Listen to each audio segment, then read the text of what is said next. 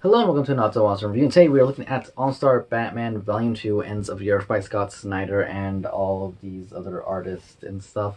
There is also a backup story in this, and first of all, let's just get started here. There is a picture behind the dust cover, which looks pretty cool. Still think they need to put the title of the book on the spine, but, I complained about how the New 52 hardcovers were so plain that it's nice just seeing this and seeing it be like a consistent thing now. So that's cool. I'm not saying I had anything to do with it. It would be cool if I did have something to do with it, but it is awesome to see it nonetheless. Second of all, that title, Ends of the Earth, just honestly, I just gotta point this out because it really makes me think of this book, Spider-Man Ends of the Earth, and I don't know. A part of me feels like that just Ends of the Earth is a little bit I wouldn't say overused because I even went on Amazon, I went on Google and searched it, and aside from a song coming up on Google, not really much came up with that title. So I was actually kind of surprised, though.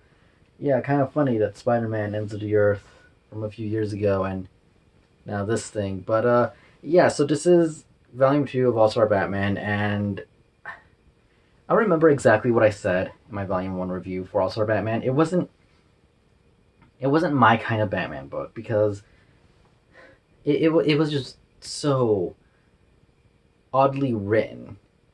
Now, don't get me wrong. I get Scott Snyder wants to take Batman out of Gotham, and that's kind of the whole point of this whole series, is seeing Batman doing things outside of Gotham. In the first volume, we had him traveling somewhere with Two-Face, and in this one, he's going to a few different places around America and just... Well, we'll get into that, but, he's going around a few places and encountering different villains. The thing is, the first one, although it was a little bit weird, a little inconsistent with one issue ending with them on a truck being followed by bad guys and then starting off with them on a boat, it was still a good story. In the end, I still liked it. It still felt, I don't know, it still made me feel like, oh wow, that was a good story by the end of it, although the journey to that good story was a little rough. It wasn't bad. This one, it's kind of the same, kind of not. I actually almost prefer Volume 1 more than this. I might actually prefer Volume 1 more than this, though I will say that the second issue in this volume was definitely good. Now, just so I can make sure I'm reading this right, it is Batman at his best and his villains at their worst. Collects issues number 6 through 9 of the ongoing series, including the conclusion to The Cursed Wheel, which I believe the first few issues of that were in Volume 1. Now, here's the thing. This one doesn't have any cuts in between that don't make any sense, at least. There's no kind of cliffhanger ending, and then all of a sudden we're somewhere else. They're almost self-contained stories, though they do build up into a greater arc that ends at issue 9. The first one starting with Freeze, and then going with Poison Ivy and Mad Hatter, and concluding with the mastermind of who is behind everything here, who I'm not going to spoil for people who haven't read it and are planning on reading it. Though I will say this about the ending. I didn't see the bad guy being who he was going to be, though I almost expected it to be somebody different, something else, not the person that we got. So it's not a bad thing, but yeah, I'm speaking vaguely here. Again, spoilers. I don't like to do spoilers, but there will be spoilers by the end of this thing. I said spoils, not spoilers. That's what happens when I try to speak faster. Anyways, the story starts off with Batman in the North Pole going after Freeze, who's been doing experiments trying to get Nora basically healthy again. The same old Dr. Freeze. Nothing different. When I was reading it, my first thought was, really, Batman? He went all the way to the North Pole to do this stuff, and you're still chasing after him? He's in a way he is hurting people, but I don't know. I feel like the people who went with him kind of knew what they were getting into, so it's not like he's attacking like innocent people or breaking into anything. But then we get into the reason why Batman is going there.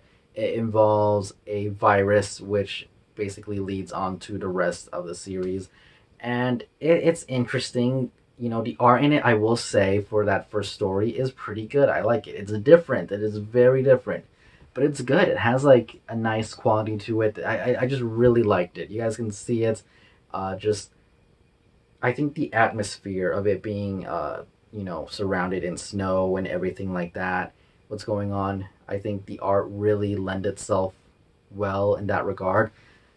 But then we get to the writing, and the writing is just really weird because it's written almost like a novel. We have Batman even saying at one part that he did not recognize his own voice after hours of silence, and that's something you would read in a novel. And then it explains what happened to these two frozen guys that he runs into, saying, "Well, this is what happened to them." Okay, you're explaining a lot of things to me, and from what I remember, we're not really supposed to be doing that so much when it's a visual medium. We're supposed to see what's going on. We're supposed to kind of experience what the character is feeling through the art, not the character telling us what's going on. At least that's my opinion on it, how it should be done. I'm not saying that the writing in it is bad, but it's just really written in a way that it should be more like a novel because it has this like narration to it, and sometimes it almost feels like the narration is Batman talking, but it isn't. It's a separate narrator, and it's just kind of weird because it doesn't carry on through the rest of the issues. Volume issue, what would it be? Number 7 doesn't really have that. Number 8, again, not really. He does have his inner monologue, but it doesn't really go back into that weird storytelling narration voice. Uh, it's interesting. Issue 2, I would say, was probably the best one with Poison Ivy. She's in Nevada, where apparently she goes there once a year to look after a plant and do experiments there, and Batman wants to go there to find a cure for this virus that he found out about it in the prior issue, and it turns into this whole thing, which again I'm not going to get too far into. Then the Mad Hatter one was kind of just all over the place, to be honest, and as you would expect with something with the Mad Hatter, it was. I wouldn't say it wasn't confusing or anything like that, but it was definitely just all over the place. It was a lot of things going on, but that's basically my best way to put it. And then by the end of it, it was okay. Yeah, that's pretty good. It's not bad. Um, do I recommend it? Honestly, it's hard for me to say yes or no in the matter because Scott Snyder, he did a really good job in his Batman run for the New 52, and I really liked it. But ever since he did this All Star Batman thing, it's just I don't know. It feels off to me. It doesn't feel like Batman. Like I said, I know that he's out of his element. I know he's not in Gotham. I know that's kind of the whole point of it. But at the same time, it's just not.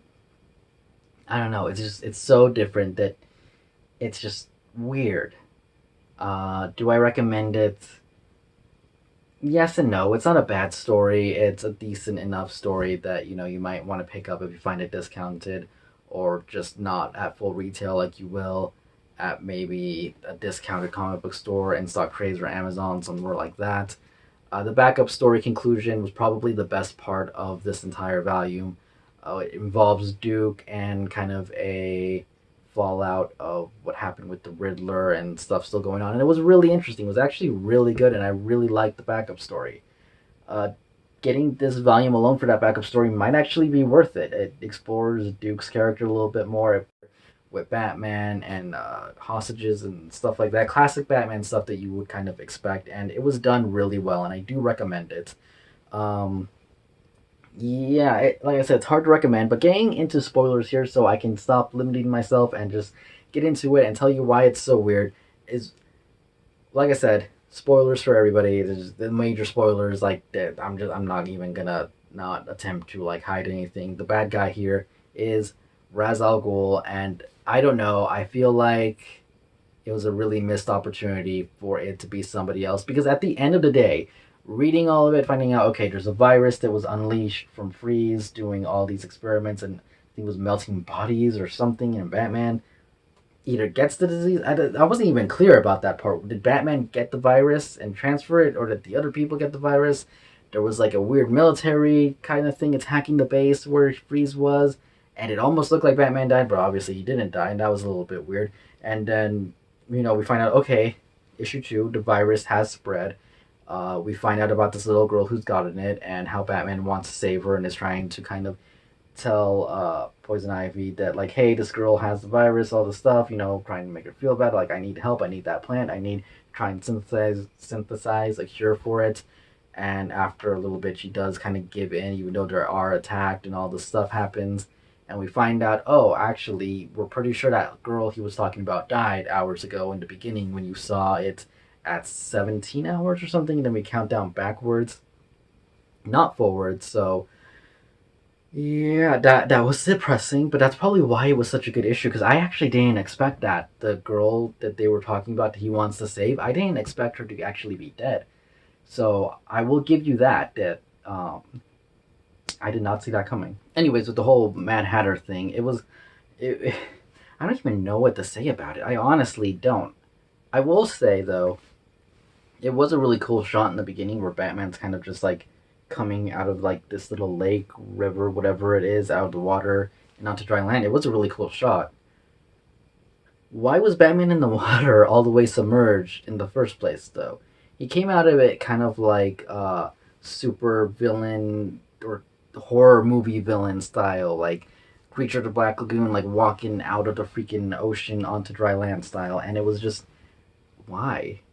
Why is Batman coming out through the water like that? It's weird. I don't know. I mean, maybe I'm overthinking it. Like I said, it was a cool shot, just weird.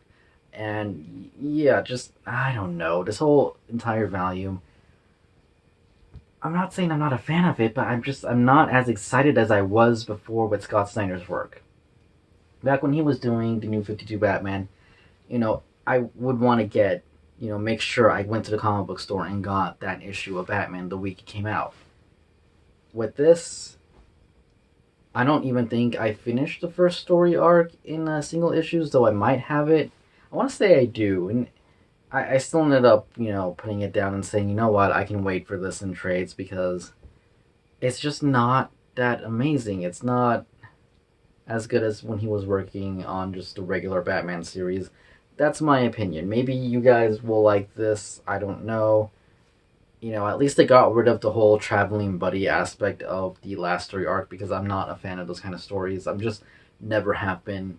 That's just me. But like I said, it is kind of worth to pick up. Ra's al Ghul, like I said, I don't know, felt kind of like a cheap ending. I feel like a new villain that could have encompassed the rest of All Star Batman would have been amazing, or just somebody a little bit. I don't know, because by the end of it, it just felt like, oh, it's just another plot by the League of Shadows to, depopularize the world and stuff. And it's like, okay, it's just normal Batman stuff. It's nothing special. It's nothing amazing. It's just, oh, it's Ra's al Ghul again. Okay, well, I don't know. I don't know. It felt like, okay, it's the same old thing. Yeah, that's honestly how I felt when I read it. So, like I said, it is worth to read. The backup story in it is definitely probably the best part for me, aside from the second issue in the collection. Not my best review. It's late. I'm actually pretty tired here. I got two lights like kind of blinding me in the eye. Hopefully the color correction in this one comes out better because I only filmed one video here and I feel like the color correction wasn't that great. I will hopefully be doing comic book reviews most Wednesdays from now on. I don't know. I'm going to try and see if I can do at least once a week. Though we know when I try and do a schedule thing, it doesn't really end up going good because I usually end up getting sick and sidetracked and all that other stuff. So we'll see how it goes.